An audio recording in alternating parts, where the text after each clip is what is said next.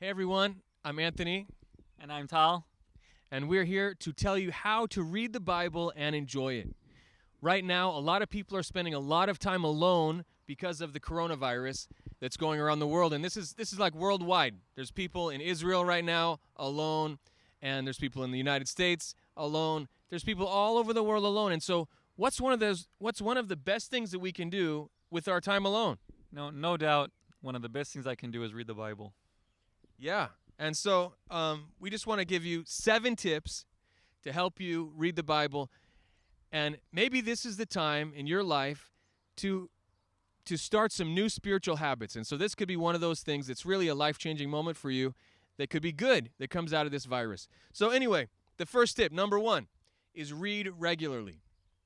So when I say read regularly, what I mean is to not just look here and then look there and then look there, but actually read through an entire book of the Bible.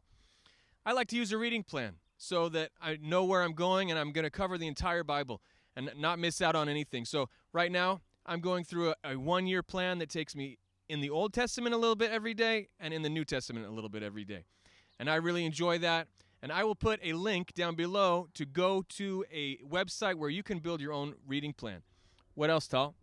Well, Anthony, reading at the same time every day can really help. And whether it's in the morning, whether it's in the evening, but trying to stick with the plan. And as much as I can, I try sticking to my printed Bible because I can just like this is what I wrote today, and just you can fill it in, you can mark things off and write my comments on it, and it's just much more personal and it really sticks with me.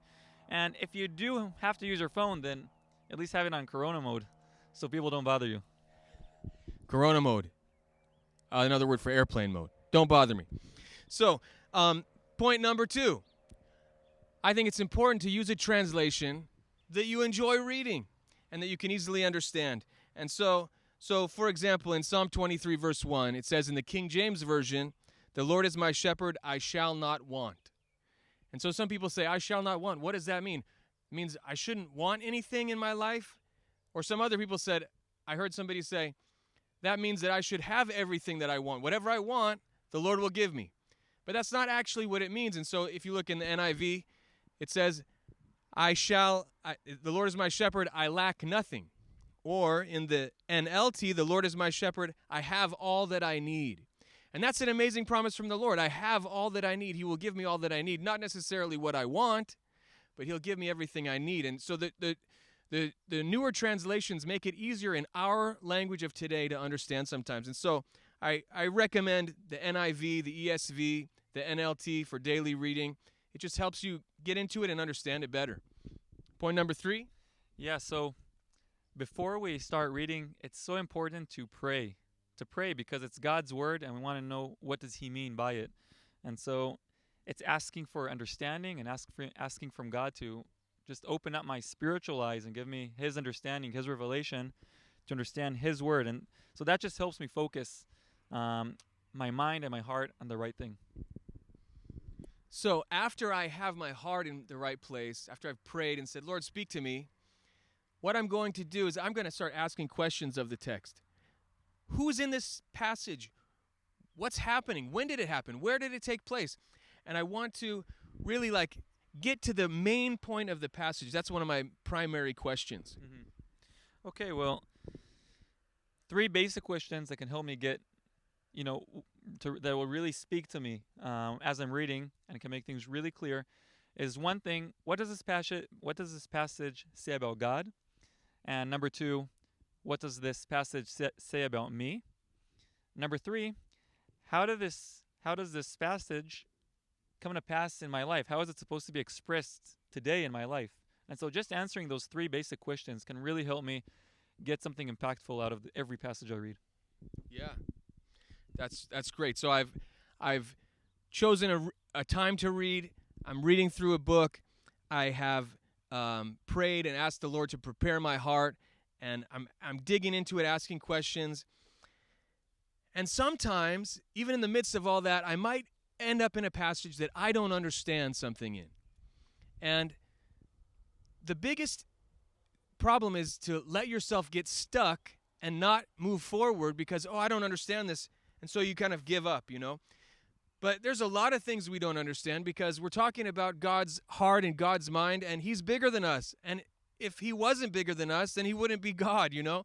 So there's stuff we don't understand. So if you hit something you don't understand, it's important to just move on because there's cultural differences and time differences. And, you know, we don't need to understand every single theological point. So just if you hit something that's difficult, go ahead and move on. And you know, Anthony, something that has really helped me with time is if I really want to go deeper, then there's some great commentaries. And one I could recommend of is enduringword.com. You know, David Gusick's commentaries, that's just been such a blessing for me for many years. So that's just a great option if you want to go any deeper. Any other recommendations? Yeah. I also like Constable's notes, and you know, we'll put those links down below so you can check that out if you want to go deeper on a certain passage. So in all of this, our goal in reading is, for today, I want to find one truth that really impacts my life. My goal is spiritual, internal transformation that comes out externally. I don't want to just change my behavior. I want God to change me inside. And so that's what I'm praying for. And I'm looking for that one spiritual truth, something that either encourages me, something that is a change that I feel that God is making inside of me. I'm looking for that one truth that I can apply. So try to find that one truth that God can speak to you for today.